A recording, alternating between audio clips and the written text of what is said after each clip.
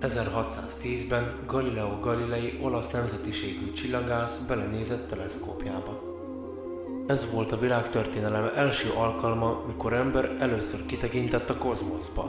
Igaz, csak 400 éve kutatjuk a világűrt, még így is számtalan megfejtetlen rejtély van hatalmas univerzumunkban. Ezek többek közt az emberiség jövőjének megfejtendő kérdései.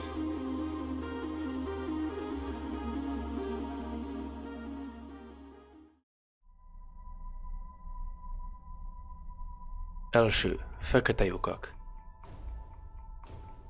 A fekete lyukak létezését első alkalommal Albert Einstein vetette fel 1916-ban az általános relativitás elmélet részeként. Bár a fekete lyukakat számos rejtély övezi, így is sok mindent már tudunk róluk. A hatalmas tudásunk mellett még így is vannak rejtélyek a fekete lyukakkal kapcsolatban. Mi történik a fekete lyukak belsejében?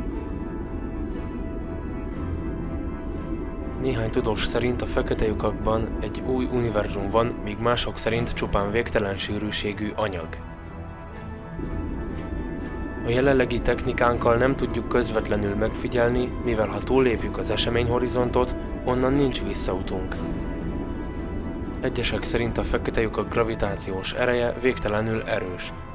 De ha mégis sikerülne megnéznünk őket belülről, vajon mit látnánk? Az első lehetséges válasz, hogy meghalnánk. Ez az úgynevezett spagettifikáció. Igen, spagettifikáció.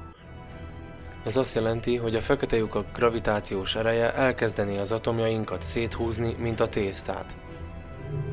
Második igazolt felvetés szerint látnánk a fekete lyuk körül keringő fényrészecskéket, azaz fotonokat. A gravitáció meggörbíti a fotonok pályáját, amelyek pályára állnak a fekete lyuk körül. Ez szinte lehetetlen elképzelni, de bizonyított.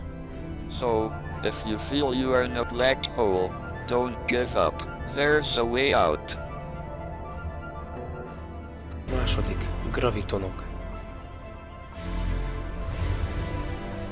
A graviton egy feltételezett részecske, mely a gravitációs erőt közvetíti. A 4 alapvető kölcsönhatás egyike a gravitáció. Minden erőhatást egyfajta részecske közvetít, ez alól eddig a gravitáció kivétel, mivel nincs bizonyított közvetítő részecskéje. Ha létezik is, akkor nehezen kimutatható a gyenge kölcsönhatása miatt.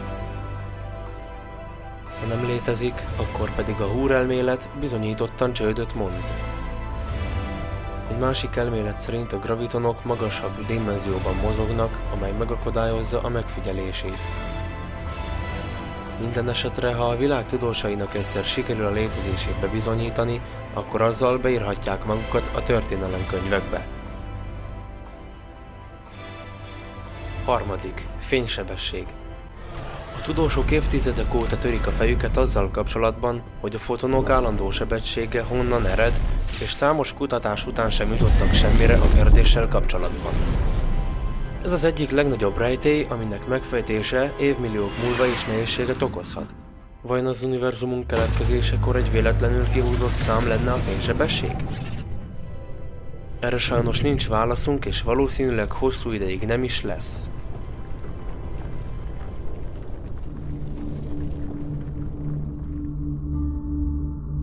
Részecske vagy hullám? Az egyik legnagyobb rejtély a kvantumfizikában a fotonokkal kapcsolatos. A fotonok tömegtelen részecskék, ezért mindig egységes sebességgel haladnak. De a részecskék anyagok, az anyagoknak pedig van tömegük. Akkor valójában mik? Többek között Albert Einstein és Max Planck hosszú munkája és fejtörése alapján arra jutottak a tudósok, hogy a fény részecske és hullám is egyben, ugyanis a fény hullámhoz hasonló tulajdonságokkal rendelkezik. A fénynek van energiája, frekvenciája és hullámhossza is.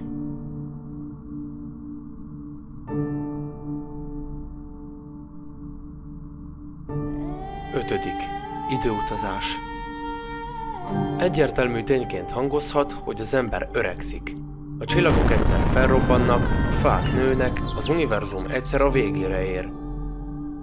De a fizika nem diktálja azt, hogy az idő csak előre haladhat. Egyenlet is bizonyítja, hogy történhet fordítva is.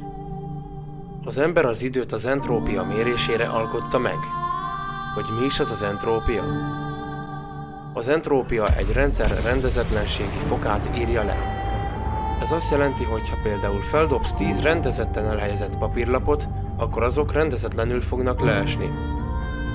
Az entrópia fogalma nélkül az időnek sem lenne fogalma, mivel nem lenne mérhető változás az univerzumban. Az entrópia a fizika szerint fordítva is lejátszódhat, az idő nem mindenütt egységesen halad. 6. Hogyan lesz vége az univerzumunknak? Hosszú idő óta vizsgált téma az univerzum tágulása. Sokáig azt hittük, hogy tágulás lassul, még be nem bizonyították, hogy a tágulás gyorsul. Bár sokáig azt hittük, hogy az univerzum a nagy recsben fog véget érni, mely azt jelenti, hogy az univerzum összehúzódik. De mivel a tágulás gyorsul, megnyugodhatunk, nem igaz? Sajnos nem lehetünk nyugodtak, mivel a nagy recs ellentéte a nagy széthasadás.